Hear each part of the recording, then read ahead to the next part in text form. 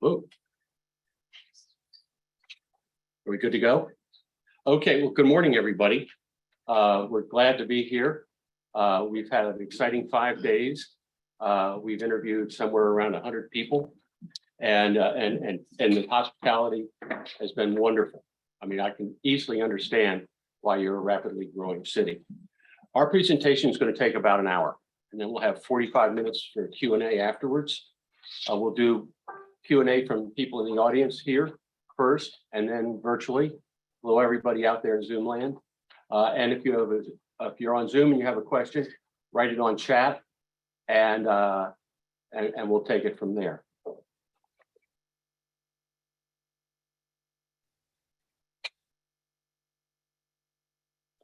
Okay, now.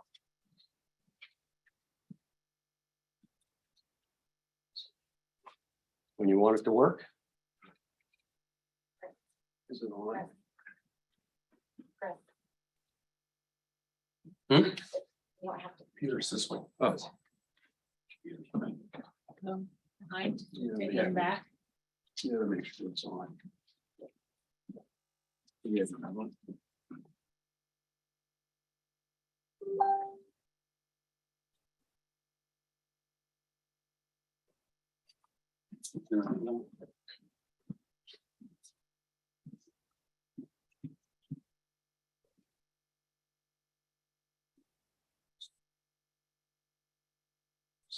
I tell you, I'm going to go ahead and start, and we'll get the slides to catch up with where we are when we get things to work. The Urban Land Institute is a large 45,000 square foot, 45,000 member or international organization. It's comprised of real estate professionals from really across the world. The panel has been doing, or the Institute has been doing these advisory panels for 40 some odd years, and they've done over 700 of them. And they generally occur because a community and maybe some of the private sector folks in the community have questions, and they'd like to get some outside expertise. All of us have volunteered our time to do this week. None of us have any financial interest or other interest in the Boise area, so we're totally independent. We were given an agenda of things to talk about, which we're going to do, but that does not mean we didn't see other things that we feel we should bring to your attention. The panel has an exciting vision for the study area of Garden City. More importantly, the panel has a series of recommendations and tools to make the vision a reality. No. Okay, I can do from here, Chris, if you say next. Okay, next. We did that. Okay, thank you to our sponsors, Garden City and Galena Equity Partners. They put up the money to do this. We are very appreciative. Next. This is thank you to everybody who is involved, who was interviewed, who helped put everything together. Obviously, we couldn't have done it without you, so we are very appreciative. Next. This is our esteemed panel. We're from all across the country with expertise in a wide variety of areas. And as a panelist, for me, this is like going to a 1-week graduate school course in real estate, because you're around people who are just the best of the best, and you get to talk and chat. It's just a wonderful experience. Next. The panel assignment was what elements are relevant to the creation of a master plan for the Parkway neighborhood in Garden City. Next. This is our panel assignment. We were asked to look at circulation, Adams Street, parking, land use, mixed density, affordability, park space, sustainability, economic, social, and cultural aspects. This is the neighborhood. It's bordered on the east pretty much by the highways, obviously on the north by the river, the south by Chinden Avenue, and on the west out towards the fairgrounds. When we were trying to figure out how to frame this discussion, we decided that the best way to approach it was to say, to look at Idaho and say the private sector is very important in Idaho, and the private sector is the driver of what happens. Garden City should put on the private sector hat. And they should look at the important things for a business to be successful and say, we need to work on those things for our enterprise. There are 4 things that we identified that are very important for a successful company: profit, leverage, speed to market, and predictability. So profit. How does Garden City maximize its profit? It's very simple. You need to increase your accessible real estate base as fast as you can. The faster the base grows, the more tax revenue you get in. How do you do that? You leverage. Great companies leverage people and they leverage money. Garden City should do the same. Money. You have to spend money to make money. Pretty simple concept. Not all dollars spent will bear fruit, but most of them will. The cliche is OPM, other people's money. So you need to not only spend some of your money, but you need to leverage that money for grants and partnerships and things like that to greatly increase the amount of capital that you have to invest in the area. People. The city needs manpower with specific areas of expertise to pursue revenue growth. The manpower can be rented or it can be bought. Renting means using third parties on a short-term basis. Buying means a long-term commitment. Fortunately, much of the needed expertise is available both from consultants and from neighborhood jurisdictions. The panel's conversations with area public sector entities indicate a ready willingness to assist Garden City with the technical expertise that will be needed. Speed to market. Every business has competitors and they know that their competitors are racing to bring a product to market that will be better than theirs. So you have to constantly be trying to get things to market as quick as possible. Good example, think of your cell phone. How often does Apple come up with a new version? Speed to market. Speed to market is important here because right now you're at a confluence of events that it's like the perfect time. You have demand, you have developers who are interested. The initial shoots of things that have happened in Garden City have come up. You can see them. So people want to come, developers want to come. It's make way while the sun shines. Predictability. Every company wants predictability. That's why you do market research. So you can get an idea of what's going on. But equally important is you want your customers to have predictability. So when you buy that cell phone, you expect it to turn on, you expect it to do certain things. And the person or the company that made it wants you to feel comfortable that it's predictable. In Garden City's case, it's predictability for all your citizens of knowing what's happening and the people you're doing business with, like developers. They need to know, this is the process, this is what you have to do, this is what the city expects from us. And when the customer knows what's going to be predictable, it makes it much easier to do business. And part of that predictability is how long is it going to take? So one of the situations you have here is you have a number of people who are new to the development business. They haven't been through it a bunch of times. And their expectations don't necessarily match with reality. So that's part of the predictability of being able to say to them up front, look, for this project, it should probably take so long to go through the approval process. So money, people, speed to market, and predictability, key aspects of a successful private sector organization and key aspects to the future success of Garden City. So we would say, put your private sector hat on, change your behavior a little bit, go to town and have fun and make money. I'd like now to introduce Agnes Artemel, who is going to talk about the next section, growth of Garden City. Agnes. Thank you. Forgot my changing. Do you want to use the mouse? It's the scroll, or I can do it. You go ahead.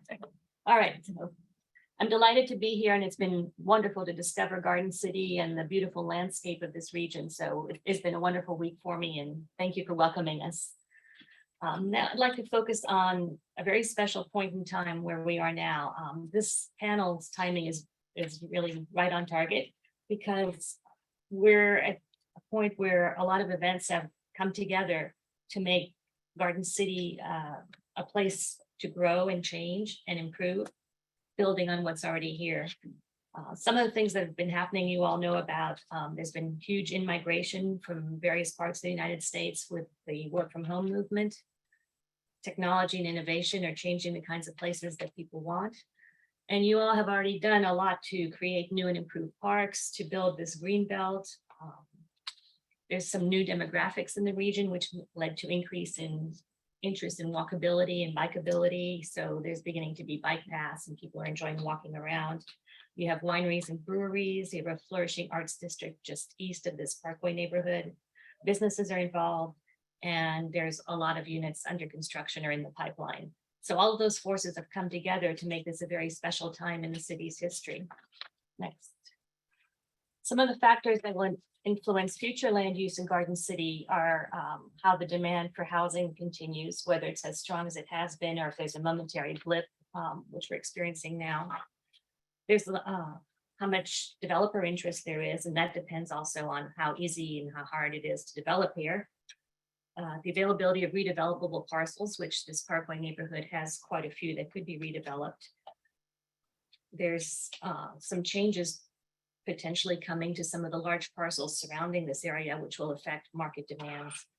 And then a little bit more worrisome, and you'll hear more about it later, the federal floodplain map situation, which we'll discuss in some detail, is something that needs to be taken into account.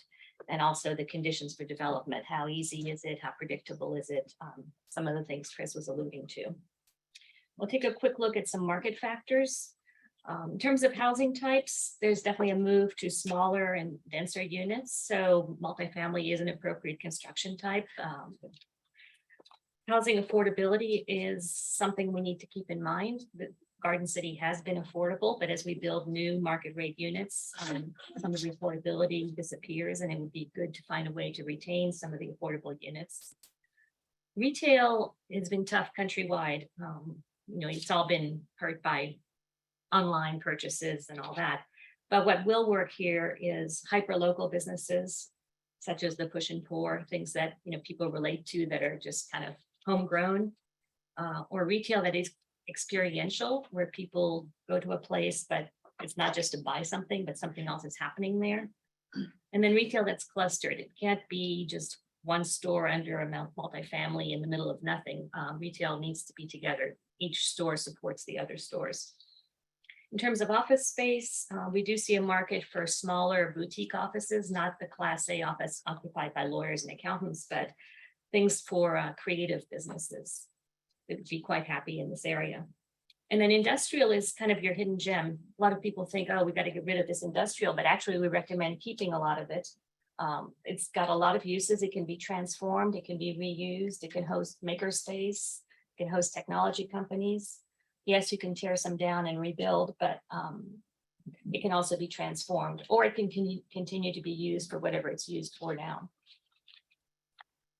Okay, next. So our vision for the future of this area is a mix of uses, a mix of housing types, retained affordability for a range of income levels, walkability as much as possible with improved safety for pedestrians, better connectivity among parcels and to the waterfront, improved flood control, better maintenance of the greenbelt, shores, and vegetation, and finally, a beautiful, safe, healthy, and friendly community in which to live, work, play, and experience the good things life has to offer. So if you take in that vision, the future is bright. So the time is now. All the right market forces are aligned, but they can change quickly. So we have to take advantage of this moment. So our panel recommendations will provide a vision and a roadmap so that you can seize this moment. Thank you. And now I'd like to introduce UT Silwell from Perkins and Will in San Francisco. Thank you, Agnes. Good morning, everybody. I'm Geeti Sawal, Perkins and Principal at Perkins and Will San Francisco office, and I lead the urban design practice. I do want to start off by commending all of you, the city and the community, for a remarkable job in kind of outlining your vision for Garden City through a comprehensive plan. And those goals and values kind of inspired us, and we looked for opportunities where we could really align ourselves to be able to deliver on that goal for this neighborhood. Especially the kind of three overarching framework aspects that we looked at the comprehensive plan around maintaining community assets, improving the city's appearance, and providing more community amenities and development potential were ideals we want to make sure that this neighborhood has an opportunity to kind of deliver on. Based on our brief, intense week-long journey with you all, and the panel has outlined strategies and kind of informs the future planning that we hope to have, that you would pick up in the study area. I'll be focusing on two aspects: mix of land uses and density, and floodplain and stormwater management. And the latter one, I'm kind of discussing it under the heading of environmental resiliency. So to start with the first topic about mix of land uses and density, we believe that you should allow for an eclectic mix of uses and intensity to intentionally create diverse experiences. And so that you can enable a really vibrant, a really inclusive, and a unique 10-minute walk neighborhood that is live, work, create, your words, and we added recreate in this neighborhood. We know you have a great mix of different uses, and although unplanned and fragmented, it provides a unique and an authentic experience. That's an opportunity to capitalize on. Retail and neighborhood services and amenities need to be planned so that it can serve the entire neighborhood in with an easy kind of walk or a stroll through the neighborhood. The large supply of trailer homes is an opportunity to support and continue to accommodate community members of all income and age group.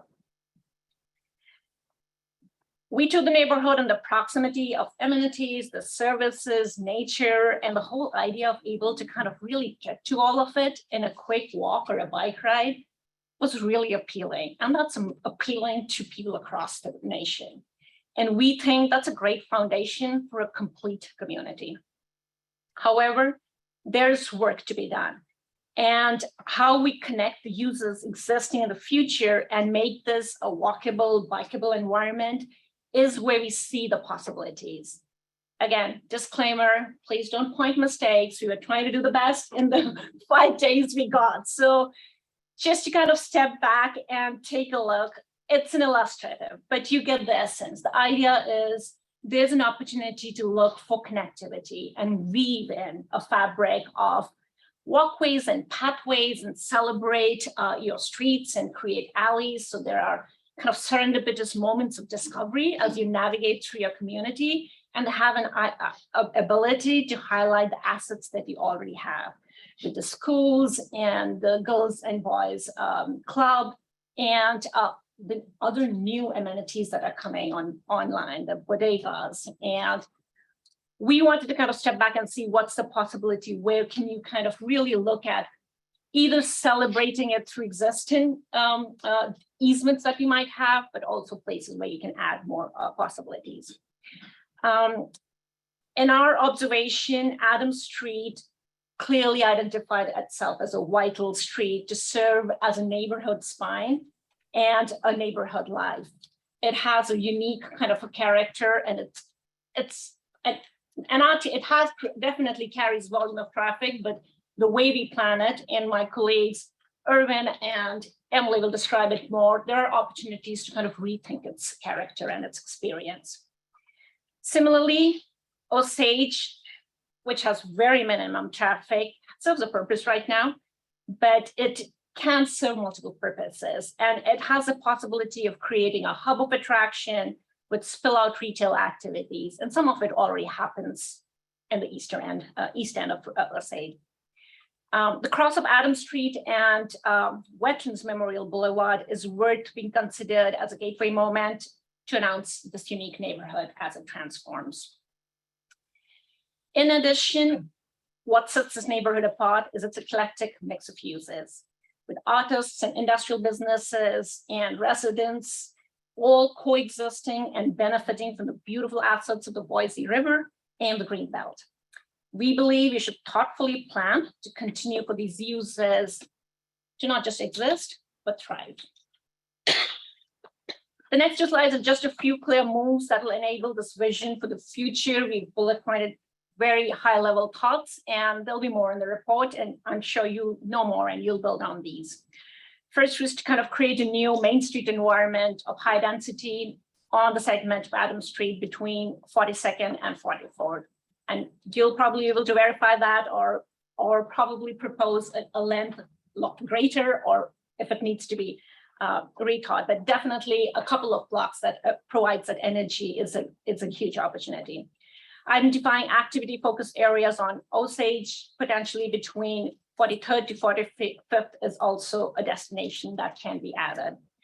Considering other potential activation nodes along the green belt kind of provides that moments that are enliven and draw people of different interests into the neighborhood and creates an attraction. And then intentionally creating opportunities for walkways and paths through the long blocks that utilize the existing 15 feet ditch easements or setbacks along the long edge of parcels. These could be those moments of discovery through the neighborhood. In addition, the mix of income and housing typologies is essential to invite people of all ages in all income. With senior housing, affordable housing, workforce housing, that would make it a reality. Refurbished industrial warehouses offer makerspace, incubators, startups, creative office spaces to kind of offer an eclectic mix of density of commercial spaces and job opportunities for true live, work, create and recreate a district. And very importantly, we believe you should determine height zones in the C2 zone to enable predictability, something Chris mentioned early on, to allow and to consider trade-offs that will deliver community benefits as new private developments come online. So our recommendation is that you'll need to do that through a detailed, specific, or a neighborhood plan, so that that collective vision is codified and that both the public and the private development is together working towards that goal. It will ensure a calibrated mix of uses that identifies and preserves the industrial fabric and character while accommodating mixed use development and neighborhood services and amenities. And also will give you the opportunity to deliver a mixed income, a multi-generational community that has a choice of different commercial and industrial spaces for an inclusive future for the neighborhood. My second point is around environmental resiliency. We commend the city in already engaging the Army Corps of Engineers. This effort is a great step towards a long-term environmental resiliency and acknowledging your responsibility to protect both the community and the watershed of the Boise River. We do believe it's an opportunity to establish a holistic ecological framework for district-wide stormwater treatment and floodplain mitigation that will help improve interim resiliency of the district and invite nature in the city to reestablish Garden City's identity. Strong water drainage issues, lack of clarity on how to navigate water rights, regulations and infrastructure, building on the historic 100-year floodplain are all real challenges that have to be acknowledged in developments happening now. Intentionally looking to encourage tree canopy and biodiversity is a small move that should be ensured that is delivered now. Identifying potential zones and parcels that could host a multi-purpose stormwater collection, treatment, and infiltration area while acting as a neighborhood park and an open space amenity is worth considering. Intentionally integrating open space design moves to develop strategies that enhance the south edge of Boise River and improves the district's interim capacity to mitigate flood are all design moves you should be including every investment you make in this neighborhood. Lastly, in addition to the city's work, and clearly you've worked with the community and different agencies, you have an opportunity to kind of outline what is important and vital.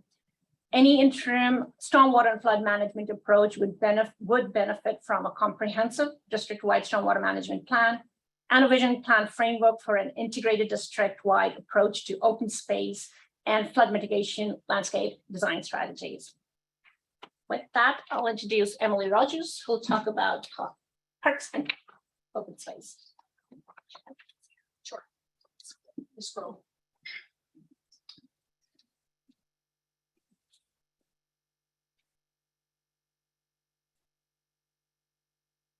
Morning. I'd like to take a few minutes this morning to talk about parks and open space in Garden City. Of course, any discussion of this sort must begin with the Greenbelt Trail and Boise River. You have an enviable cultural and natural resource. Our first evening here as a panel was spent along the trail, and I think for all of us, it was love at first sight. Other cities strive to have this kind of amenity. It acts as a significant economic engine for property development and commercial activity, and it is a critical quality of life amenity. Development along the trail has created street life by orienting porches, balconies, and patios towards the trail and river. And there is a wide range of users and activities from dawn to dusk.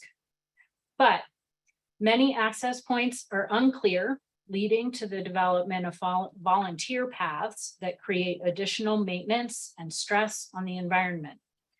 User conflicts are increasing as more people use the trail and as e-bikes gain popularity. The city should establish and post a speed limit on the trail and encourage e-bike commuters to use an alternative route, such as Adams Street, because trail use and pressure on this precious resource is only going to increase as more residential units and commercial spaces are built in Garden City.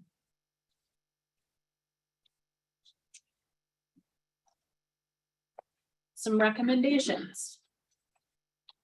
Our recommended improvements include treating the Greenbelt like a regional park rather than as just a trail. Foster relationships with Boise Park staff and plan comprehensively. 2, connect resources. Building a pedestrian and bike bridge between 44th and 45th Streets allows for the facilities at Willow Lane Athletic Complex to be within walking and biking distance of Garden City's residents. 3, seize opportunities to layer compatible uses such as stormwater management and flood control. Albuquerque Open Spaces built a successful pilot project at Petroglyphs Estates Park, and this successful model will now be replicated as opportunities become available. This is a stormwater basin. It is a park. On the days it's full of water, you don't use the park, but that's only a couple days a year. So you have a park for the vast majority of the year that can also double as this second function. 4, well-designed and maintained public spaces make residential density attractive and livable. The city needs to focus on acquiring and new parks, which we'll talk about.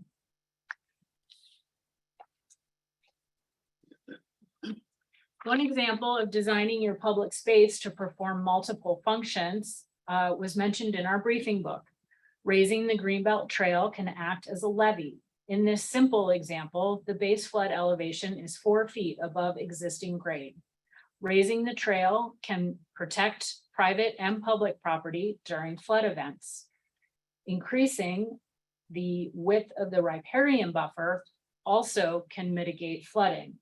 Planted areas slow water flow and the soil can absorb water. This strategy would require community-wide implementation and comprehensive study.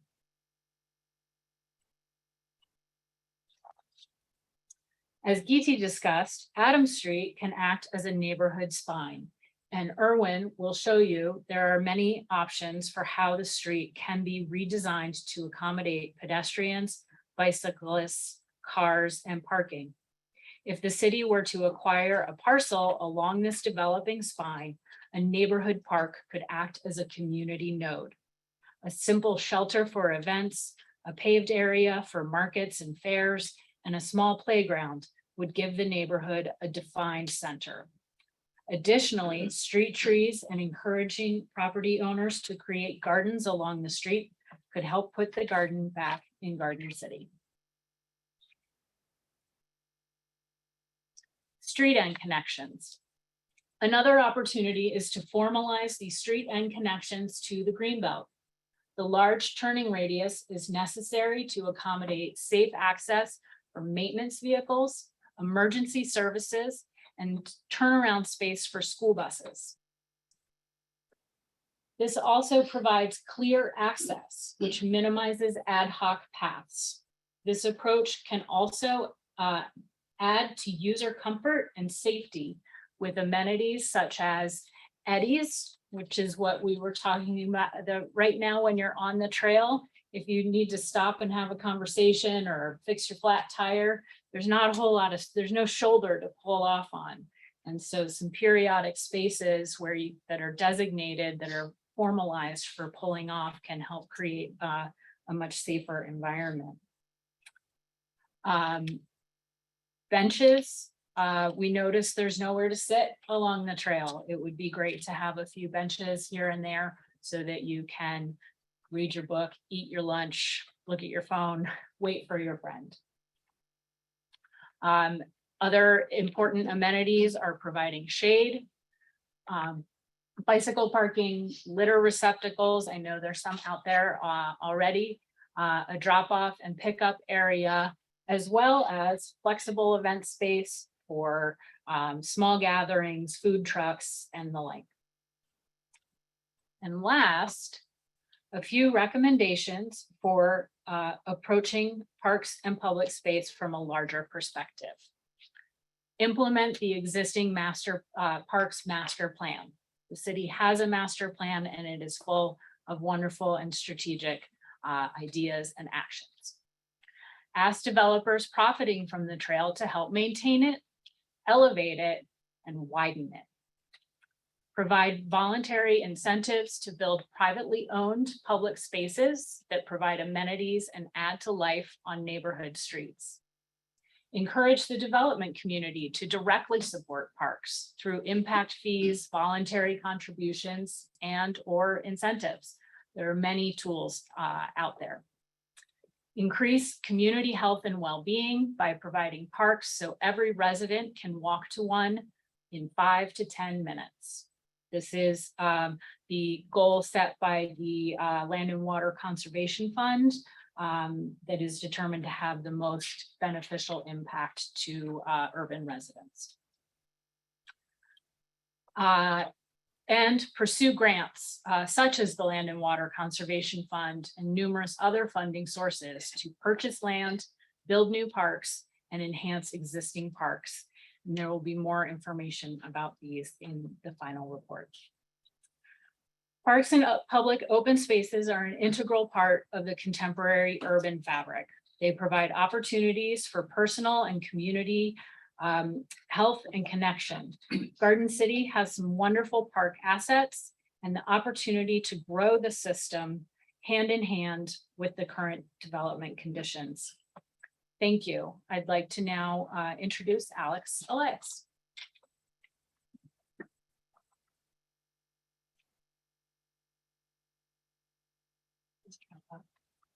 Yeah, we're done. Good morning. I'm very happy to be here. Alexandra Elias with Renew Moline in Moline, Illinois. As you know, Garden City is like other cities in the Treasure Valley with high growth and changing demographics. The intense interest in the region is driving up land prices, and housing that was previously affordable is shrinking in availability. The city's effort to improve or remove substandard housing is touted as successful, but there have been unintended consequences. Garden City is fortunate to have developers that are interested in and committed to affordable housing. In addition to Galena Equity Partners, LEAP and NeighborWorks are developers that receive high marks for their work. But rapidly rising land costs will be an increasing challenge for affordable housing. This week, we also heard about a lack of attention to senior housing and housing that is accessible to all physical abilities. We learned that while Idaho cities cannot mandate affordable housing, there are cities in the region and in Idaho that are using a variety of tools to secure affordable housing, and that there are many partners eager to support the city and developers in finding ways to support affordable housing programs and projects. This week, we learned that the community is open to growth, which is very important. The community is open to changes in the community and open to density. We heard about the need for a variety of housing types, as Agnes mentioned, such as single family, multifamily, or live work, and of unit types, for example, studios, 1 bedrooms or 2 bedrooms. But as new housing is developed, it's important to retain the characteristics of the community that make it special. Garden City's comprehensive plan acknowledges a goal of diversity of housing and provides action steps in pursuit of that goal. One of those action steps is to create a housing commission. The comprehensive plan goes so far as to suggest a general scope of work for the Housing Commission, and some of the items that are on this list are in the comprehensive plan. Others are this panel's suggestions for work that the Housing Commission may embark upon. Assessing the total anticipated growth in the study area would be a start in gauging the impact of potential growth on existing affordable housing. Looking for best practices in other cities and evaluating how those might work in Garden City is an idea suggested in the comprehensive plan.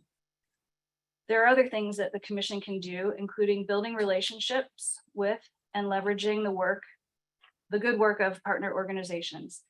And finally, any tools must be evaluated for appropriateness and feasibility in Garden City. The culmination of the Housing Commission's effort should include a program approved by the new commission for presentation to and adoption by the City Council. Oops. This week, we heard a great deal about the impact of Garden City's growth and success on residents in mobile home communities. We believe that this is a matter that needs attention and a thoughtful approach to reduce the displacement that is currently occurring. We recommend the Housing Commission, should it be established, and the city evaluate ways to improve housing stability for low-income residents and find those that will best suit the city. But time is of the essence. I wanted to talk to you a little bit about incentives. Other cities have found creative ways to encourage developers to provide things that we call community benefits. These programs, implemented through a zoning ordinance generally, allow additional density or exceptions from development requirements in exchange for project features that developers may not normally provide. These are based on a formula, they're not arbitrary, and they are established in a zoning ordinance. They can include incentives for things like affordable housing, larger units for families, urban open space and pocket parks. As Emily mentioned, retention of employment uses or preservation of special buildings, or even public parking. There are certainly other community benefits that could be part of such a program. Cities have developed programs that also allow direct payment to the city to fund features like parks and open space and conduct park maintenance. Preserving special places by transferring or selling development rights is also an option. And Garden City should evaluate these and other options to accomplish their goals in cooperation with the community, developers, and of course, your legal counsel. I wanted to give you a little bit of an example about an area that has used incentives and that has had a fair amount of success. Garden City is not like San Diego in many ways, but it is like San Diego in its growth rate, its beautiful setting, its many sunny days, and its reputation as being a great place to live. San Diego also shares some of your challenges, including having many young professionals who can't find a home that they can afford, a lack of funding for parks and park maintenance, and other municipal difficulties. To combat these challenges, the City of San Diego's redevelopment agency in 2006 developed a program to motivate developers to help provide some of these things that make a community livable as it's growing intensely. This incentive program in San Diego has been largely successful in achieving its stated objectives, and the panel's report will provide you with more details. I did want to just share with you that during the first 10-year period of the program, 40% of eligible development projects took advantage of a bonus program, and almost a quarter of developers having those projects used more than one of the bonuses offered. For example, a developer could provide both urban open space and affordable housing in exchange be allowed an increase in density, of which of course the formula would be contained in the zoning ordinance. Downtown San Diego was also successful in using a payment for density to provide a direct infusion of funds for parks. And the program produced more affordable housing than would have been achieved otherwise. While these numbers certainly reflect the results of a larger community, they're intended to illustrate what one community achieved with some creative thinking, innovative regulations, and mutually beneficial goals with developers. Garden City's first step in developing options for an incentive program would be to identify the community's desires and then leading the discussion to make a list of priorities for inclusion in a new ordinance. Any incentive program in Garden City must of course be tailored and designed to achieve your own goals in partnership with the development community. But we are excited to see what you can do. Next, Erwin Andres will talk to you about transportation and parking.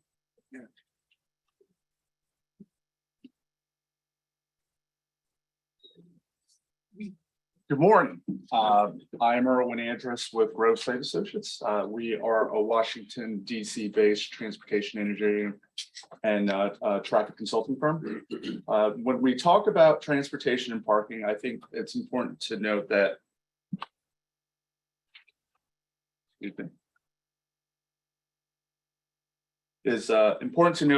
transportation and parking are critical elements to consider when we talk about accommodating future growth in Garden City.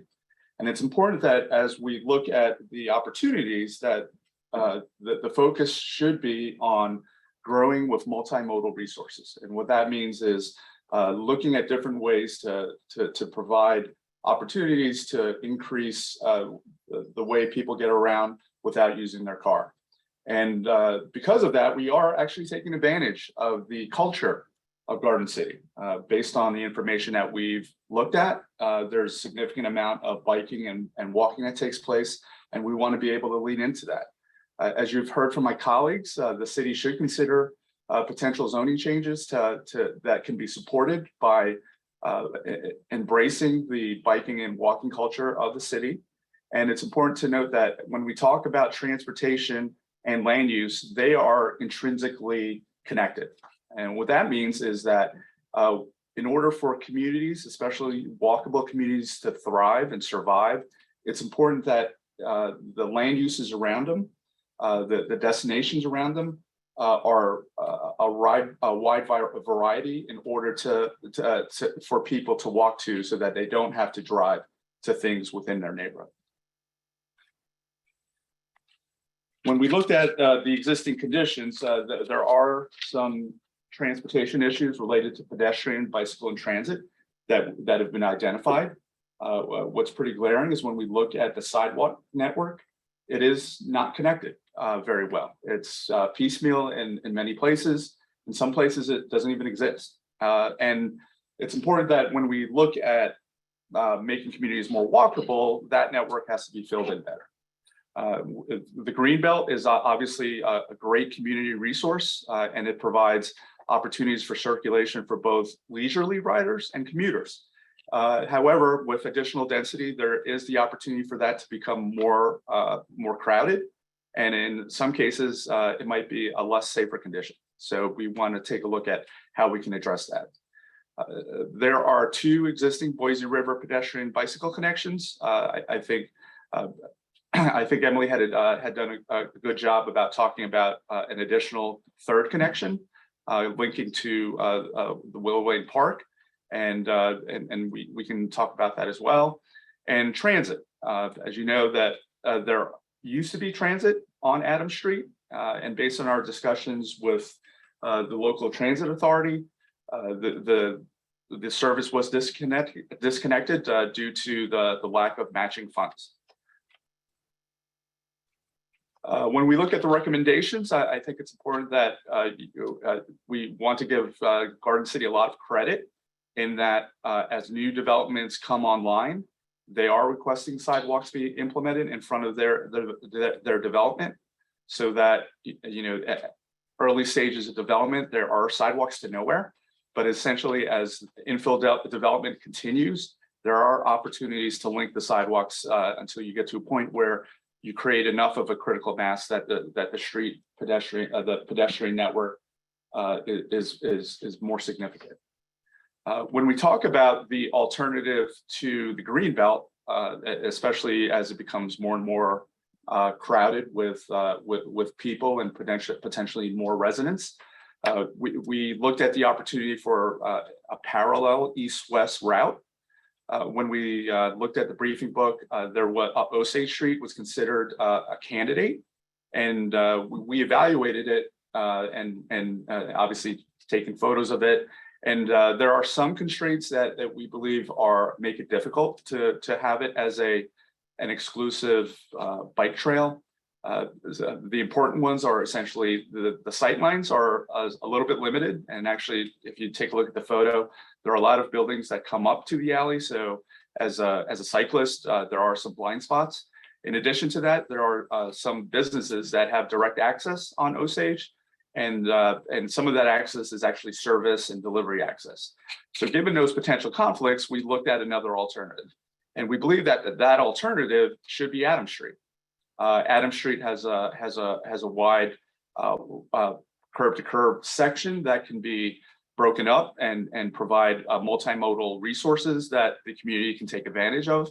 It's my understanding that there's a sewer project on Adams Street that's coming. So if there's ability to leverage the fact that the street is being reconstructed, that as it is reconstructed, we are able to implement those elements. And as there's more and more density taking place and more residents coming, there is the opportunity to coordinate with ACHD and VRT and Compass to look for that financing for some of the infrastructure needs. And if anything, more residents gives Garden City the potential to create more revenue and more destinations for residents to be able to leverage the local transit authority to bring back transit service on Adams Street. Some of the other items I wanted to raise is that we talked about the potential ped bike bridge and promoting micromobility and rideshare. And micromobility are your scooters, are your electric skateboards, different modes other than driving and in this case biking, that can help support the transportation network. And promoting that and potentially introducing more providers of that would only help the walkable communities. When we look at Adams Street, I think what's important is that we have 4 options here, and these options are meant to provide flexibility and optionality, so that depending on what the specific needs of that section of the roadway are, that at a minimum we're providing 1 lane in each direction. And there are options to either have parking on one side of the street. There are options where we have the bike facility on both sides of the street. There are options where the bike facility is on either side of the street. And so we didn't want to be prescriptive, so that Garden City can have the flexibility to determine what works for them. I think this allows us to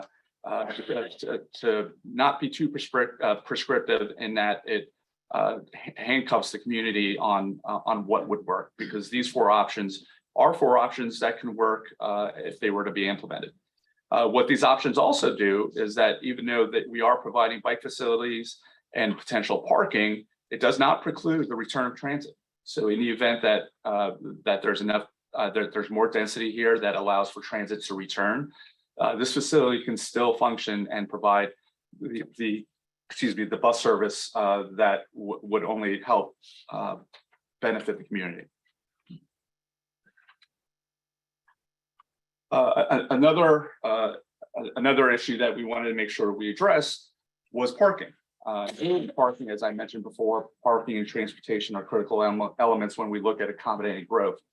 The current code for parking, and especially for multifamily, requires that you provide one parking space for every unit and half parking space for per unit for visitors. And given our essentially our experience in similar conditions, there's typically the opportunity to reduce that parking demand if you're near transit. Hence a very popular term called transit-oriented development. Given that we don't have transit, it doesn't mean that there aren't opportunities to reduce the demand for parking. And I think it's important that when we look at the numbers and we look at the data relative to people biking and people walking, the opportunity here isn't transit-oriented development, at least not yet. It's trail-oriented development. And so we want to be able to use the trail as an impetus for the ability to reduce parking, especially since the way that the development patterns will occur, it'll start from the trail in. And so what that means is that, you know, the properties that more than likely will be developed are the ones closer to the trail as development tends to spread southward. So given that, it's our belief that there's opportunities to reduce the parking as more and more density comes in, because of the fact that these developments are taking advantage of the trail. If you look at the Garden City Code, there are actually provisions in there for biking and for different biking requirements. So the city's made it clear that biking is an important part of that. And so this is a natural extension of providing bicycle facilities that we can allow for the reduction of parking. And so when we look at it, the primary zone that we see that is an opportunity to reduce the parking demand is essentially the area from Adams Street north to the river. And the longest block is approximately 1,500 feet, which is a little bit longer than a quarter mile. And if you look at historical parking requirements throughout the country, quarter mile seems to be a sweet spot where you're able to reduce parking requirements. So it just makes sense in this situation that we reduce the parking area, the parking requirement for the area essentially north of Adams to the river. So it just makes it clear to the development community that, hey, if you're looking at properties north of Adams, there's a the potential for parking reduction here. So it's important that we call that out so that the development community, as they start looking at properties developed, that there are certain areas that they will primarily focus on. And once you create a critical mass of these developments and a critical mass of residents, then it becomes a flywheel that has turned to really incentivize more development in the neighborhood. In addition to that, we believe that there's an opportunity for the city to look at shared parking and public parking. Those are definitely items that were brought up in the stakeholder meetings that should be looked at. The ability to provide a public parking facility is going to be difficult at this point because there's not enough critical mass of need for it, and in the interim, there's probably more opportunities for shared parking that can be leveraged. The next portion of the presentation will just go into traffic and circulation. Obviously, we've heard, I personally have heard a lot about different traffic issues within the community. I think one of the initial ones that we took a look at was the fact that if you look at an aerial of Garden City, in the heart of Garden City, the blocks are very, very long. What does that mean? Well, in some instances, the blocks between Osage and Adams is close to 1,400 feet. Some of the blocks between Adams and the Greenbelt are anywhere between 800 and 1,500 feet. So the difficulty with long blocks is that for vehicles, it's difficult to circulate around the block. You know, in this instance, you're driving close to a half mile in order to get around the block. And so if there's opportunities to create east-west connections through these long blocks to break up the blocks, there are two benefits. For the vehicles, there's a benefit in that you don't have to go all the way around or much longer. You reduce the distance that vehicles have to travel to get around the block. And then the second benefit, which is probably more important, is that as a general planning principle, walkable blocks are in the range of 300 feet. If you take a look at a very long block as a pedestrian, the distance tends to be greater. And so, if we can create the opportunity to create smaller walkable blocks, there becomes that feel is more pedestrian friendly. And so, these are some of the issues. I think we've done a good job showing what we can do at the ends of some of these roads that intersect with the Greenbelt, and the school operations have been identified as a source of congestion. With respect to the actual recommendations that we want to bring up, is that, as I mentioned, east-west opportunities for connections are things that make sense. And so a primary recommendation is for the city to develop a street master plan. And what does that mean? Well, if you look at the screen, there's a lot of east-west arrows that connect through the block and actually connect to the next block and through that block. And if you notice, it's a little bit staggered. And the reason for the stagger is because these lines are drawn consistent with existing parcel lines. So, the intent is that if parcels along those lines are up for redevelopment, that's the opportunity for the city to say, hey, we have developed a street master plan, you're along these lines, would you consider providing an easement?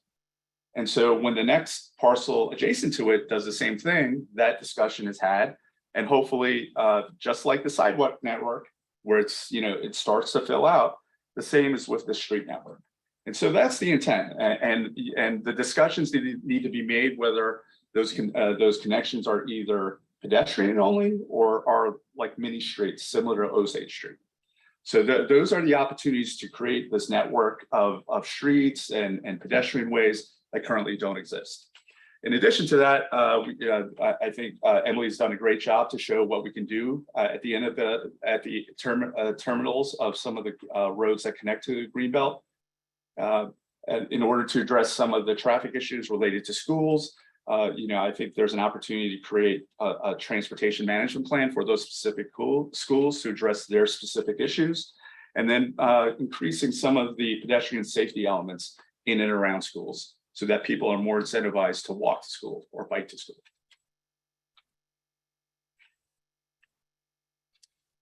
So with that, I'd like to bring back up Agnes Artemel to talk about implementation and placemaking.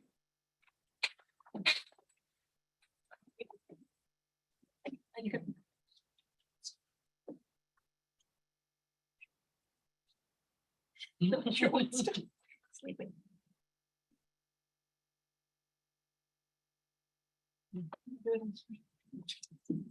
Yeah.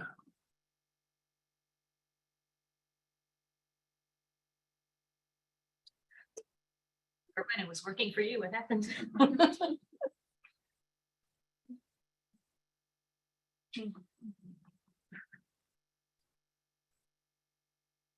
Well, I'll start a little bit while we fiddle with all that. So you've heard a lot about market forces being aligned. You heard about the vision brought to you by different panelists, specialists in different areas. And you've heard a number of recommendations, but where do we go from here? That all comes under the topic of implementation. What do we do? How do we move forward? So there are three basic categories of implementation I want to talk about very quickly because they're a little bit dry and they will be covered in detail in the report. So I don't want to take too much time this morning, but the first one is studies and plans. You heard everyone talk about the need for a street master plan. That's just one of them. Traffic study is useful. The fire and rescue people have told us they need a river access management plan. There's Water resource management is a big issue that needs to be considered comprehensively. Affordable housing is another plan. So there's quite a list of studies and plans that need to get done to support all of these recommendations and make sure that actions are going in the right direction. We've also looked at financing sources. Obviously, some of these infrastructure improvements take money, and some of these housing considerations take money. So we've identified federal, state, local, and private sector funding sources, which could be of use. And again, those will be documented in detail in the report. And finally, we've looked at who can be a potential partner for the city of Garden City and for those who are working to bring these visions to reality. In the social and housing category, we found St. Luke's and St. Alphonsus are more than eager to work with you, not just on housing or social services, but also on bicycle paths, walkways, because anything that contributes to the health of the population is something that they're interested in for their foundations. So they can be of assistance in a number of ways. On the river's edge, I've heard talk about a nonprofit that wants to maintain the greenway, the green belt, and take care of the invasive species, make sure everything's clean, that the banks are in good shape. There's also a number of property owners who can help on the river's edge. Whoever has a frontage can be maintaining this property. For example, if you could see the slide, we have a picture of the big sign the Riverside Hotel put up to show their riparian restoration project. But seriously, every major landowner should be able to take care of the portion of the green belt that's in front of their property. In terms of economic development, the Boise Valley Economic Development Group, the Chamber of Commerce, the Garden City Visitors Bureau can all be helpful. In the arts, you have the Visual Arts Collective, individual artists, the Placemaking Fund. Even though the arts tend to be east of our study area, those organizations can bring art to this neighborhood. And then in transportation, you have ACHD, Valley Regional Transit, Boise Bicycle Project, Compass, a number of organizations. City of Boise, of course, you need when you start planting bridges across the river, and Boise State University's planning program could be helpful as well. There's the Riverside Hotel Riparian Restoration Project, just in time. Great, thank you. So more about all that will be in the report. I'd now like to talk about creating a stakeholder alliance. And this is not, that's the next slide. This is not something the government does. It's something that's kind of a grassroots thing led by local people, stakeholders, which could include property owners, developers, large and small businesses, homeowners associations, individuals who tend to be member and to work together to realize a vision. The logo you show here for the Old Town North Alliance is somebody I'm working with in Alexandria, Virginia. And it is such an organization, totally voluntary, totally membership-based, with those major stakeholders working to transform the neighborhood into an arts and cultural district in this instance. But the organization can have multiple purposes. It could work on safety, connectivity, the arts, supporting redevelopment, placemaking. The way you get it started is a small group, 4 or 5 people who are really motivated to work in the neighborhood that can think through the mission, the goals, the funding, the business plan. And as they define those elements, they can recruit other people who are similarly interested and passionate about the place. Next. And now sort of to end on some pretty pictures, we'll talk about placemaking. This is something you've already started. There's a lot of that going on here, but I think more can be done. Placemaking, just to put it in context, is a collaborative process to influence what the public realm looks like. It reflects the physical, cultural, and social identity of a community, strengthens connections, and allows for fine-tuning the living environment. Identity is important. We, in the course of our conversations, heard many comments that Garden City did not always have the best reputation, and that some people still retain a negative image of Garden City. And yet everybody we talked to was enthusiastic about living here and thought it was a great place. So how do we reconcile those disparate images? I think part of it is creating a new name or tagline for this particular study area. Is it the district, river district? Is it the Mountain View district? Is it the wine district, which was suggested to us by one of our interviewees? Whatever it is, you will be the ones to decide that because it's your community and you know what's meaningful in this area. But once you have the name, signage, selective materials, lighting, everything that kind of is compatible with and recalls that name will be helpful. We can also look at potential themes for this district, which you would then strive to implement. Obviously, wineries, breweries are significant here, the arts, riverfront recreation, another big one, entertainment, health and walkability, gardens and landscaping. I love this particular picture of a restaurant we went to. There's 3 identities here: food and beverage, gardens, and riverfront entertainment. So, you know, the potential is here and there's a lot you can do once you focus on a theme. And the effort at a garden there is beautiful. And as someone else said in our panel, let's bring the garden back to Garden City. It's great. The last piece I want to talk about is activation. You're already doing a lot of that, but there are a few other things you could do. Local history is actually quite interesting. I personally love to hear how Garden City came about and how it transformed over the years. So history tours, art tours, entertainment, potentially expanding the farmers market to the new Main Street on Adams, children's games, waterfront sports, viewing platforms, and then programming like yoga in the park, outdoor dining, streeteries, parklets, public art are all very important. The 2 pictures on the right on that slide are some historical markers. And then if we go to the next slide, there's a lovely yoga in the park picture. There's quiet contemplation along the riverbanks from another location, of course. And then this I love you sign is a piece of public art that was commissioned that is an Instagram worthy place that everybody comes to. So all those things contribute to outsiders' image of a particular location. So what's next? How do we manage change and benefit from it? I'll just note a few things you can do in the short term, and then the next speaker will get into more detail about managing change. In the short term, you'll need to increase your capability to handle the increased workload. We are laying out a lot of things to think about and deal with. You have to initiate talks with potential partners, review the comprehensive plan to see what haven't we been doing, establish a housing commission, initiate certain studies, and apply for grants for infrastructure. That's just a starter. And we realize it's a lot of work.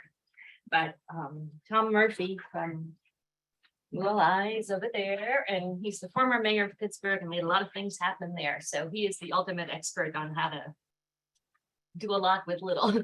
Thanks. I just want to tell you how much we've enjoyed this week and how welcoming you all been. So thank you so much. It was really a pleasure to be here for the week.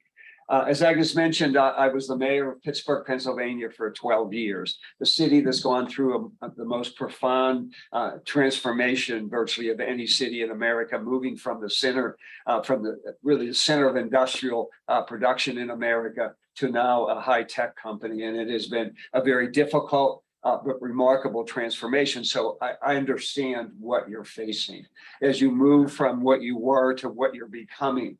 And go ahead. And it's about change. And this will give you a sense, you know, took 62 years for 50 million people to have an automobile. It only took 18 years for 50 million people to use an ATM. It took 7 years for 50 million people to be on the internet. And it only took 19 days for 50 million people to use Pokemon Go. I have no idea what it is, but it obviously was very popular, right? So we are looking at change, relentless and accelerating. And if you don't get in the front of that, it's going to run you over. And that's really the challenge you face. Every city faces, and we face, go ahead, is that you have 2 challenges, really. You've got to manage day to day. You need a good police force. You need good roads. You need to make sure the garbage is picked up. And a host of other things that have to happen day to day. And you can spend all your money on that. But you need to also have resources to invest in the future. You need to invest for tomorrow. And how do you do that? And the question is really, what does Garden City want to be? Do you want to wait passively for that to happen? And you've had great developers that have fundamentally cared about the community and built high quality stuff. But what if you don't get a good developer who wants to do what they want to do and completely destroy what you've already created? So you have that great impetus. You've got to keep building on it and inspire with vision. I'm going to give you this. Here, Jenna. It's a book that you all I just recently published. It has 20 case studies of cities that made an intentional decision to become something other than what they were.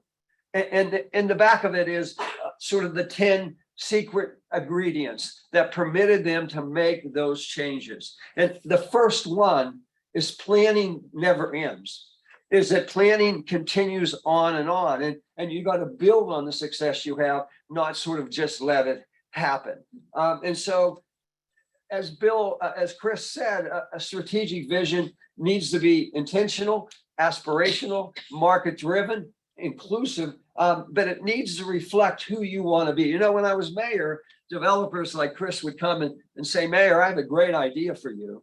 And we would say, with all due respect, Chris, tell us why it's a great idea for you. And we'll decide whether it's a great idea for us. And if our self-interests come together, we'll be the best partner you've ever had. That's what you need to be. You need to know what you want and then work with the people that are going to deliver that for you.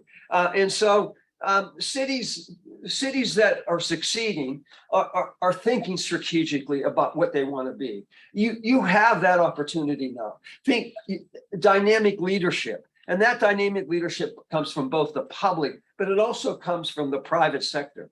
And that we've recommended this Stakeholder Alliance because the private sector needs to be part in providing the leadership in this remarkable change happening in your community. The strong partnerships, and that's why that vision is so important, because it gives you the basis on sharing what you want to become, not sort of just waiting. And the entrepreneurial spirit, I hear everywhere, we love to do this, we love to do that, but we never have any money.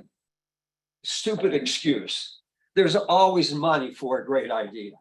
And don't ever get stopped by simply saying we don't have any money. You build the partnerships around a vision. And that's what you need to develop. And smart staff, you have that.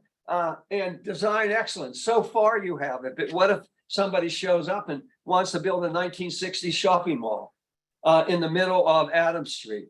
Is that what you want, given the quality of what you're building already? Probably not. So my colleagues have given to you a remarkable list of ideas for you to do. And those ideas, in effect, are dreams. And they remain dreams only if you don't have the system to make them a reality. And that's what we're suggesting you need to do. You need to invest in growth. You need to create your permitting process more efficiently so that your partners will be comfortable, as Chris said, in that predictability of understanding that it's going to take 90 days to get this permit, maybe instead of a year. You do, I think, on occasion have done impact fees. Well, those impact fees shouldn't just be given away. Waivers on those impact fees shouldn't be given away without understanding what you're going to get in return. And those parks we talked about just sound wonderful. The change of Adams Street from what it is to what it could be sounds wonderful, but that won't happen unless you know what you want, and then the developers you're working with are willing to share some of the costs of making that happen. So we believe, and this is critical, that you need to invest in that future by creating 2 new staff positions in the planning department. We think you have a terrific planning department, but you need to strengthen it. In the first position, and this could be by contract or by person, the first position needs to be the manager of the vision. Is to first of all go out and meet with the community and the stakeholders to help to create that vision, and then be the person that keeps it. The planning department in every city needs to be the keeper of the future, of understanding that it's their job to keep the focus on the kind of quality and the kind of uses you want to happen in the community. The second staff person, we believe, needs to be an entrepreneurial person that understands how to put financing together. Pittsburgh was a flat broke city, but we did billions of dollars of development. by building great partnerships. All those developments were with the private sector, but many of them had 10 or 15 different sources of financing them, both public and private. There's lots of money out there. This person will pay more than pay for their job. It's a question of understanding how you put that together, those financing that moves the idea together. So let me finish with this. My wife and I were in the Peace Corps many years ago, and we lived in a very remote village, a 3-day boat ride up the Paraguay River, right on the border with Brazil. When we spoke Spanish, and through the jungle, a few miles was Brazil, and they spoke Portuguese, and around us were a number of Indian tribes who spoke a variety of different languages. And my wife and I learned an enduring lesson when we were there, that the most powerful person in the town wasn't with the person with all the guns or all the money. It was the person who spoke all the languages. And when we came back to the United States, we recognized that we're the same way. We're divided by race, by class, by ethnic origin. If you work in the computer industry, by and large, I have no idea what you're talking about. And so the most important person in the town when we were in Paraguay, and the most important person in Garden City, is the translator, is the person that can articulate a vision that everybody sees a place for themselves, and that they'll be part of helping to shape that. And that's your challenge. That's why you need that vision. That's why you need the dynamic leadership to bring that together. You're at a moment in time. You have a remarkable opportunity, the kind of development that's happening right now. And, you know, and we've heard in our interviews lots of reasons why Adams Street can't happen, or those parks can't happen. And I was mayor of a city, right? And I went to thousands of meetings, and any of you in the architectural business, you've been there too. And you always hear, we can't do it. It's the wrong color. It's the wrong size. It's too big. It's too small. And always there's never any money to do this stuff. They're all excuses. It's never about any of that. It's about whether you have the community and political will to reach for the future. Kick that door down, reach for the future. Thank you.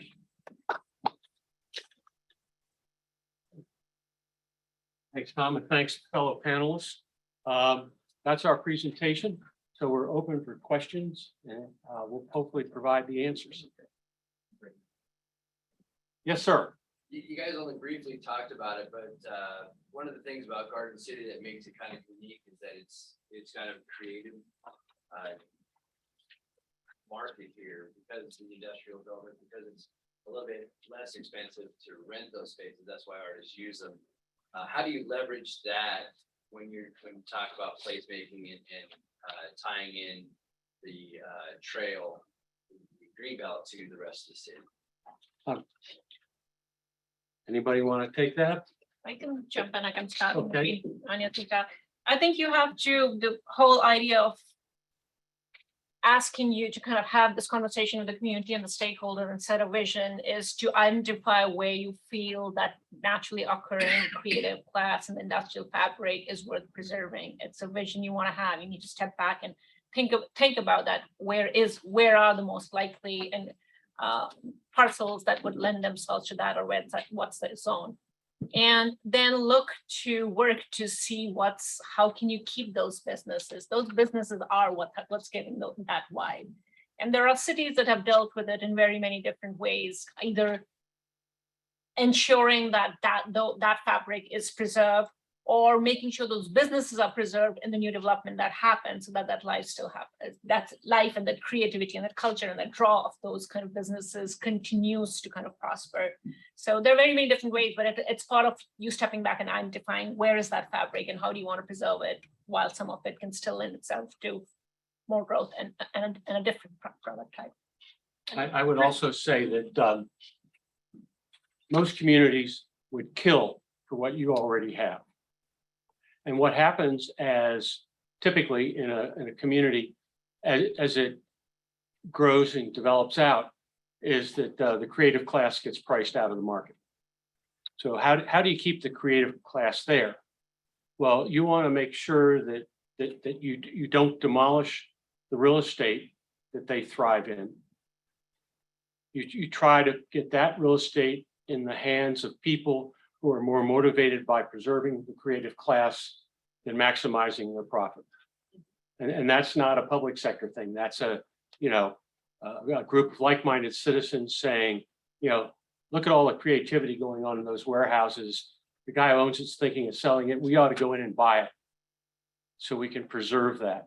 The other thing everybody needs to recognize is that the creative class is the catalyst. That's why everybody else wants to be here. So in a sense, from a business sense, you look at them as a lost leader. Okay, you're not expecting to make money off them, but you're going to make money off of everybody who wants to be here. Anybody have any other comments? It's always tough to preserve low rent space, and it's true that that's what attracts people, and that's how arts groups and maker spaces and all that get started. So I think Garden City is fortunate in that there's a lot of industrial property. Some of it should be retained. So I think what needs to get done is that the city look at the comprehensive plan and sort of set aside certain areas to retain industrial uses, to not encourage development of certain areas, so that those spaces can remain available for the innovative, creative uses.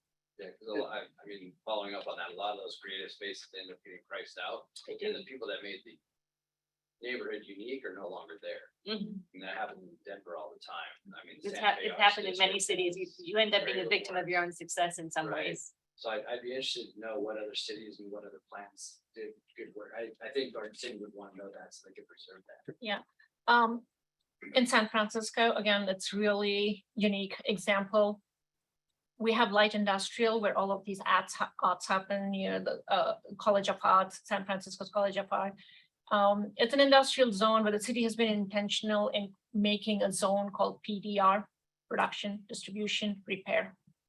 And their whole goal is to make sure that those businesses thrive and what the kind of infrastructure they need for the truck movement and all exists, but the air rights above it is allowed to have other uses. So the ground floor is, I think there's a minimum ask of 18 feet or 20 feet for allowing for those kind of workshop and metal workshops and wood workshops and all of the artists to exist. The floors above, you have Adobe headquarters and you have other kind of uses. So the air rights are used because land is so precious in San Francisco. So the city has a discretionary kind of power to understand who can come in. They will make sure the ground floor qualifies under their PDR qualifications. I just wanted to add a little bit. I think what you're hearing is that these are regulatory tools. And one of the things that we heard this week was that there's a general reluctance to be a very heavily regulatory environment, and we understand that. However, and when Mayor Murphy was talking about the translator, I think it's really the role of the planning department, the community, to sort of educate on, we love these things, we want to keep these things, it makes us special. It contributes to our economy. We need to protect them. So things like Giti mentioned, another tool would be potentially transfer development rights, where you're taking the value off of the land, putting it somewhere else or selling it to protect what's there. But I think that element of local government having a role in protecting what's precious about your community is really a leap for a community. Some communities, you know, different states have different cultural environments, but I think that's something that will be a challenge, but I think it's also a great opportunity. Chris. Yeah, go ahead. Let me just say, all these questions assume one thing, first and foremost, that you become proactive. That you decide what you want and then you work for it. And so you can look at Greenville and Charleston, South Carolina. Detroit is rebuilding themselves around art, the maker space, artists and tech companies. Pittsburgh is that was part of our rebuilding. So there's a lot of examples that will be in that book that I gave Jenna, but fundamentally, you need to make a decision what you want to be, not sort of drift into the future. You have a remarkable opportunity. That's what is so, in a way, frustrating for us. You gotta grab it and decide you're going to do something with it.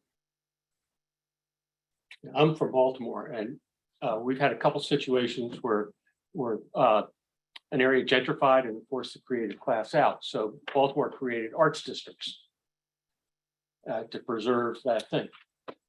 I would tell you, I think that's a mistake. But in Baltimore, that was what they had to do. You have the great benefit of having things pop up all over your community. It's a patchwork. In a way, it's a hodgepodge. But that's actually fantastic because you can have a trailer park next to a brand new development and people don't think that's weird. So you can let the arts flourish and the creatives flourish, and you don't have to try to move them. You just have to try to preserve where they are. Okay, next. We have a couple questions on the Zoom. We want to take the in-person first, but just so you know that there's both that have questions. And Okay. also, I just want to remind you that for any questions that are asked here in the audience, we ask that you speak as close as possible to these hanging mics. And you also state your name and affiliation so that the virtual participants, 70+ people that are online right now, know who is here. Thank you. Deborah, what is being asked from the virtual world? We have Rebecca Lemons, and she asks, what are the next steps for beginning implementation on some of these suggested strategies? I think What are the next steps to we, preserve some of these, to start some of these implementation strategies? That's the question. Yeah, what are the for beginning implementation, like what should, I'm interpreting this as, what do we do next month or this month? right. So what we were recommending is, to start a coalition to meet with potential partners, to apply for grants so that you can do some of the studies that are needed, to review existing adopted documents, to see what's already been decided but isn't being done. So I see those as the initial steps. We have another question from Ken Pilevioti, and he says, did you look at the idea of car-free super blocks, such as is common in places like Barcelona? He notes that in Arizona, in Tempe, cul-de-sac is developing a car-free community. And just wondering if that idea maybe part of that. He's got a multi-part, but that's the first part. So first of all, that's a great question. When we spoke to ACHD that controls the roads, I asked them, what are the opportunities for cool special roads like that? And there are several. One of them are what's called festival streets, where it's a street that, there are times where you can hold special events, but the issue with that is every time you have a special event, you've got to apply for it. So you got to put a permit and all of that other stuff. The other opportunity, depending on where the street is, I think there's opportunities kind of on the short streets or short street segments that lead up to the green belt, because in essence, they're dead end. There's opportunities potentially to actually vacate the street, where you essentially buy the street, you vacate it, you can change the pavers on it. You don't have to get any permits for it because it's essentially a private street at that point. So in that respect, I think there are opportunities for the streets closer to the green belt where you can make it a really cool street, where you can close it off on weekends. You can put special pavers and special streetscape items. And it actually becomes an incentive for some of the developers that are adjacent to it to actually really take advantage of that, especially if they own both sides of the street and then they buy the street. Now your development parcel becomes that much more of a critical mass that you can take advantage of these placemaking opportunities. I'd like to add to that. I think the idea of Barcelona super blocks being created primarily to keep cars in the periphery and have it more for people is an excellent approach. These are super blocks.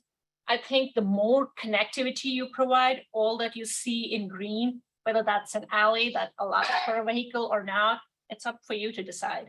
The more connectivity you provide for other low carbon modes, the more naturally people will use that as their way and default way of moving around. There'll be less cars and your streets can be shared pathways. Cars are not bad. It's just that how much of your daily activity needs to be in car is determined by how you plan the land use and how you think of a more pleasant way of navigating it minus a car. So your streets can all have less car, traffic, and your connections can be more about bikes and pedestrian. And in this kind of two images that I show, the bottom one over here and then the top one over here, these are mid-block alleys which don't have cars, but they're so pleasant that people would naturally want to bike and walk rather than actually use cars. So you can plan for that. So I think one of the important considerations with the super blocks in Barcelona is to remember that the structures are around the outside and the inside is community space. That, you know, depending on when it was built and how it was built, you know, your windows, if you're on the inside, you're looking out into a garden, you're looking out into a park, you are looking out into a communally held, you know, public, natural or cultivated space. And so I think that's the challenge in this situation, is that you have to get the whole block and then be able to have something in the middle that makes it desirable and hospitable. I actually wanted to add something about the last question about what are next steps. And I was thinking about that. I work for a very small nonprofit organization. We work closely with the city of Moline toward downtown redevelopment. We did a panel last year. We commissioned a panel last year. And at the end of that, you know, there's a lot of information. We're going to give you this report. It's pretty overwhelming. But what we did, really at the direction of our mayor, was to take some of the concepts that were presented here and shop them around a little bit, have a community meeting, run them by some developers. So if it were me, what I would do is review this, jot down some ideas that you like, some that you just want to sort of dispense with, and then baby steps. Take it out to a community, take it to an elected official, just have a conversation. And I think you'll be surprised how far that gets you. So we did a panel last April. Our final report came, I think, in July. One of the concepts that really started to take shape was a skate park underneath this new interstate bridge that we have. And so that was in July that we had the panel. We shopped it around, people loved it. And today we are sending out and back in Moline is sending out an RFP for the design of a skate park under the bridge. It's only the second one in Illinois, but the community loved it. But it was really just one little idea to take hold and then us sort of just following it through. But it is a proactive approach, and we're fortunate to have a very proactive mayor. So I just wanted to offer that in the way of something more specific, more tangible, and maybe easier in the way of what a next step could be. Thank you. We have a question from Don May. I'm going to send this towards Erwin because it's one clarification and then one broader question. The clarification is, does the 1-to-1 parking ratio, does that mean one parking space unit per unit or per bedroom?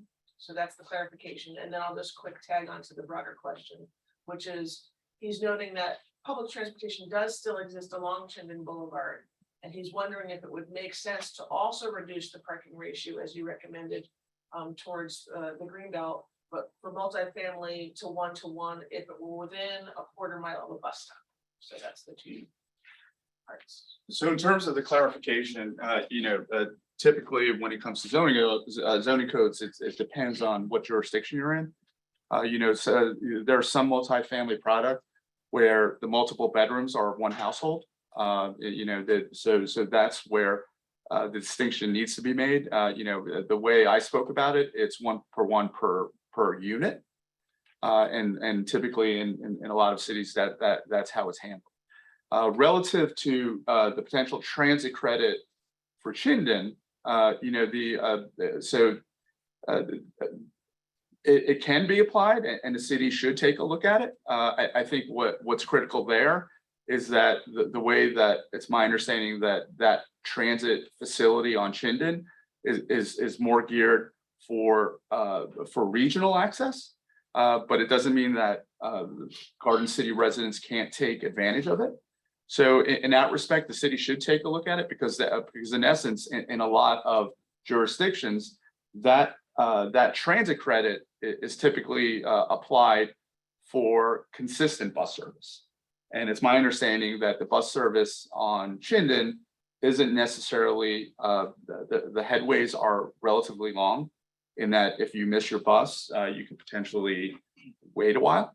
And so, that needs to be evaluated to determine if the utility of having that bus service can lend itself to reducing the parking ratio. Just to follow up on that question, if Adams Street is to be created into another trail system, Mhm. would they be able to then look at both sides of Adams Street, like kind of like what they're saying, so quarter mile from Adams? Yes. Yes, absolutely. In the essence, the goal here is to create more density, more residents, right? And then from more residents, right? The way that works is you bring more people in, then the services come. Retail comes, your neighborhood serving retail comes.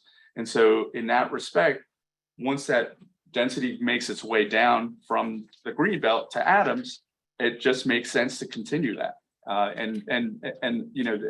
Is there an opportunity to call it an overlay zone for the first portion? And then once you get enough of a critical mass of residents, you start looking at potentially modifying that zoning to allow for more flexibility south of Adams. Absolutely.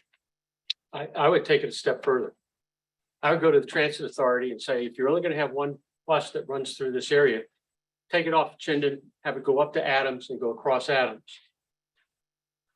Have a couple extra stops, and then I'd go 1-to-1 for multifamily for the entire study area.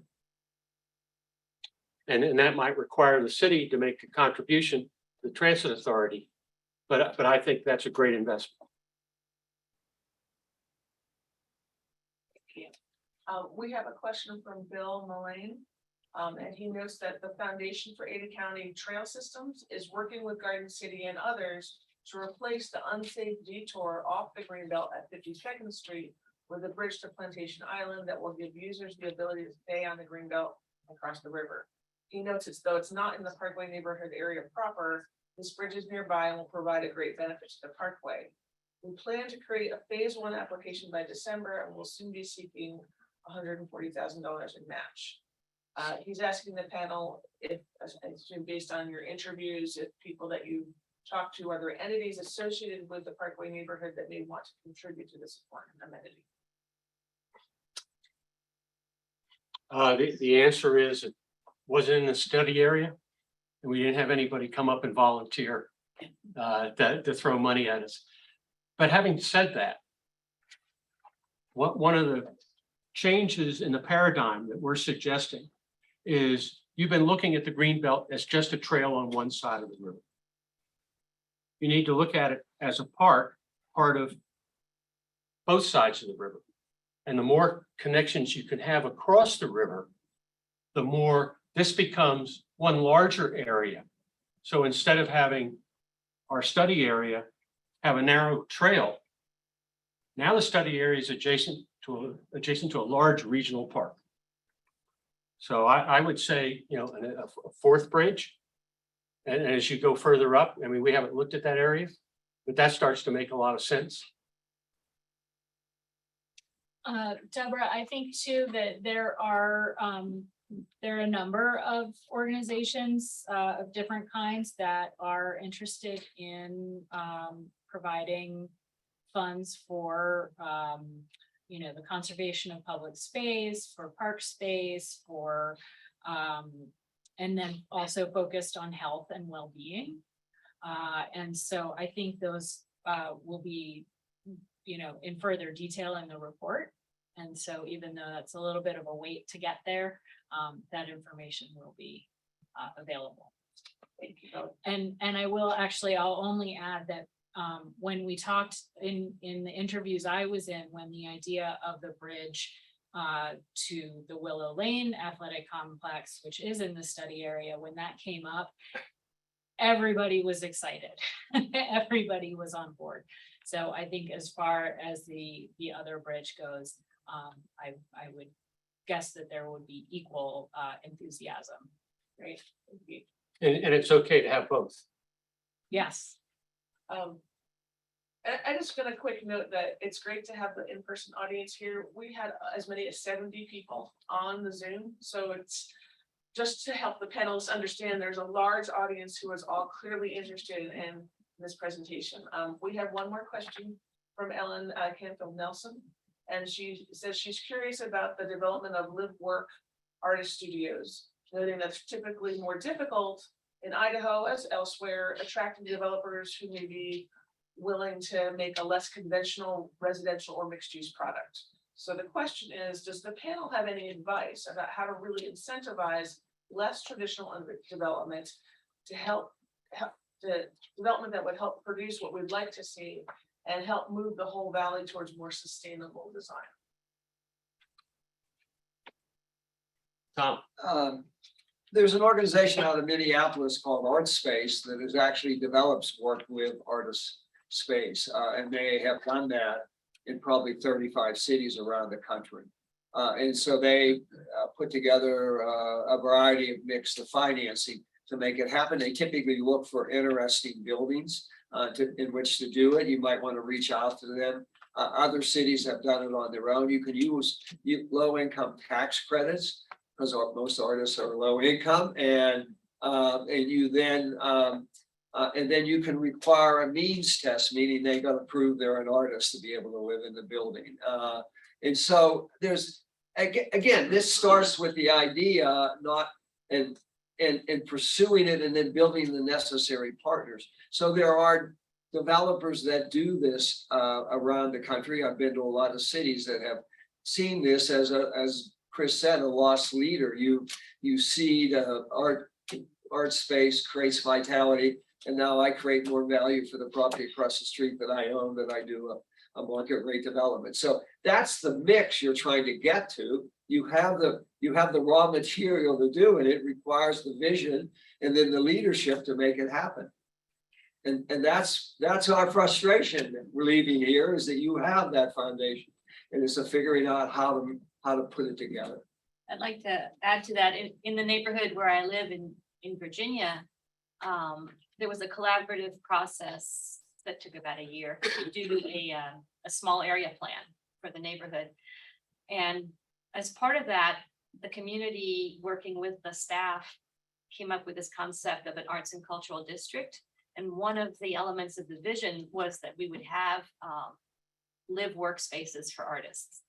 So then the question would be, how do you go from the vision to reality? And my community is definitely more regulatory than yours. So it was through a combination of regulations and incentives. For example, they gave developers bonus density if they provided art spaces for, I think it was free rent for 40 years for arts organizations. But then the developer got a bonus. But you had to have limits on what the developer could do before a bonus would be meaningful. So it just depends on your regulatory environment. But we have a negotiated development process, and those things get worked out between the developer, the staff, and the city council. And so far, we have obtained a number of art spaces through that mechanism.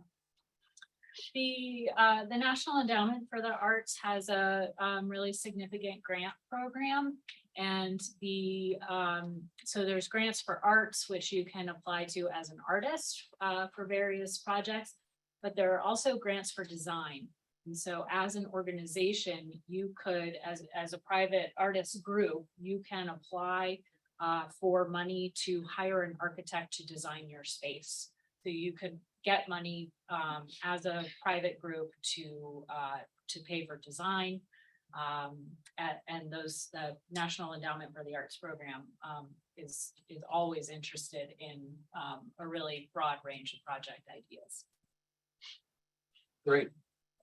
Yes, sir. Last question. Just speaking on that arts theme too, we've talked a little bit about and a lot about the private sector arts and live work spaces. Can someone speak to public art and what the city may be able to implement?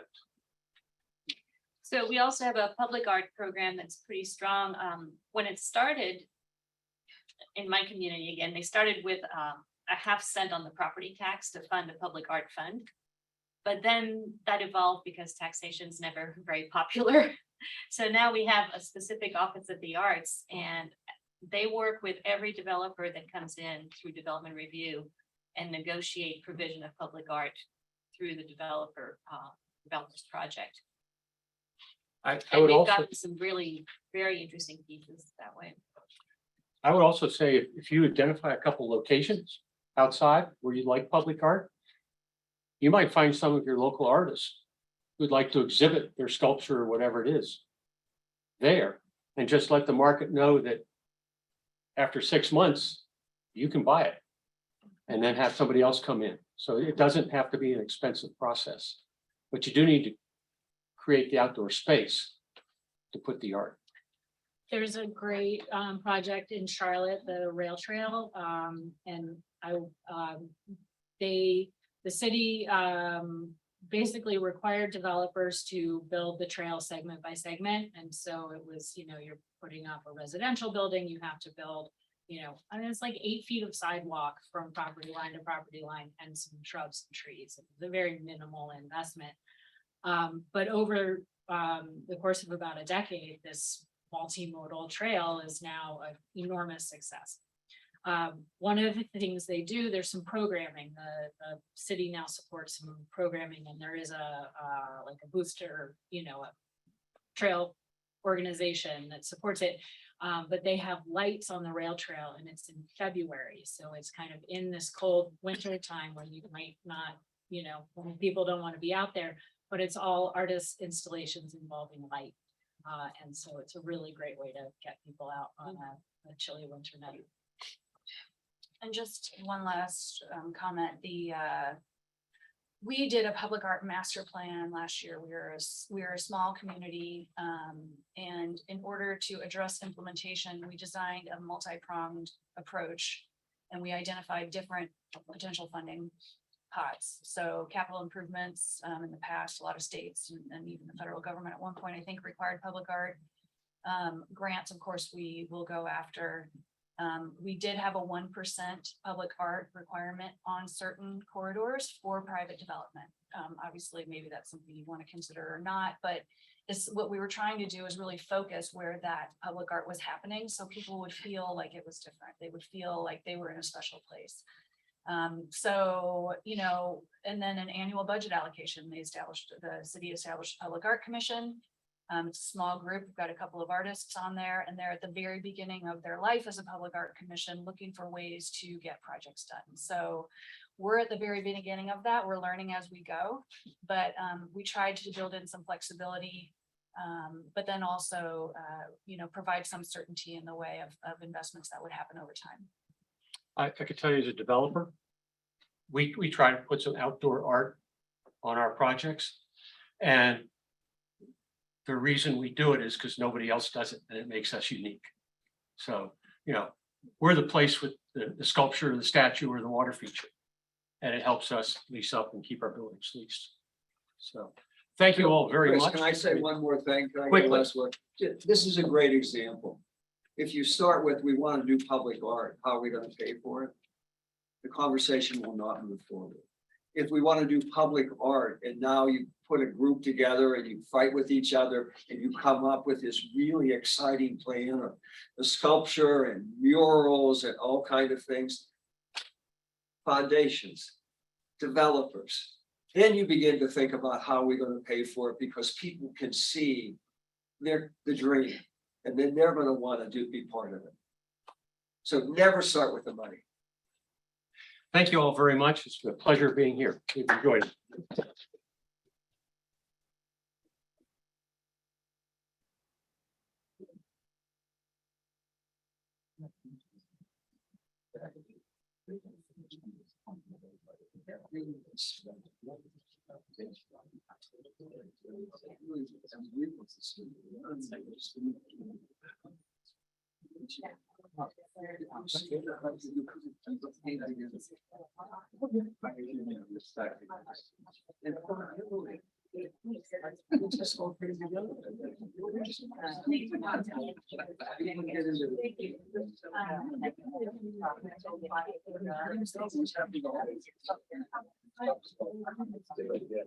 Great.